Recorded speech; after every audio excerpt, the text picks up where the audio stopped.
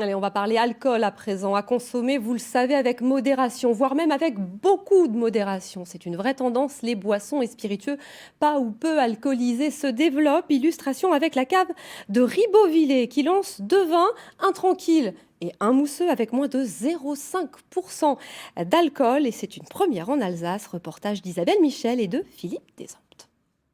Ce couple arrive de Liège pour faire sa provision de vin d'Alsace. Il goûte immédiatement la dernière nouveauté des caves de Ribeauvillé, le vin désalcoolisé. L'un est tranquille, l'autre est mousseux. C'est surprenant et excellent. Merci.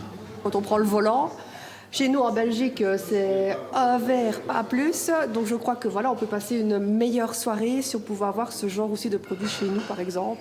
Je crois que déjà, il ne faut pas s'attendre à trouver une similitude entre vin désalcoolisé et vin alcoolisé. Étant un grand connaisseur de vin blanc, je suis assez surpris par la qualité de ce produit-là quand même.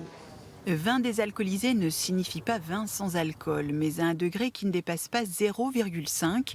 À la base, le produit a été vinifié tout à fait normalement, ici dans la plus vieille cave coopérative de France, qui date de 1895.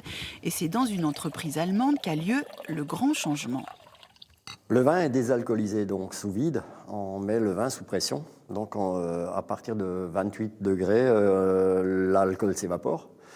Il faut savoir que c'est à peu près 17% du volume qui part. On réintroduit ensuite le mou concentré rectifié pour compenser le volume perdu et l'acidité qui doit rester présente. C'est un vin de niche, 13 000 bouteilles seulement viennent d'être mises en vente. On mise sur l'exportation, on mise également sur le marché national et au niveau des différents pays qui ont été ciblés, ce sont les États-Unis, le Danemark, une partie sur la Belgique et dans un proche avenir, les marchés asiatiques. Ce produit, unique en Alsace, pourrait plaire aux capitaines de soirée, aux femmes enceintes, aux personnes sous médicaments, mais aussi à la clientèle d'affaires. La bouteille coûte entre 7 et 8 euros. Un bon point, il est 5 fois moins calorique que le vin traditionnel.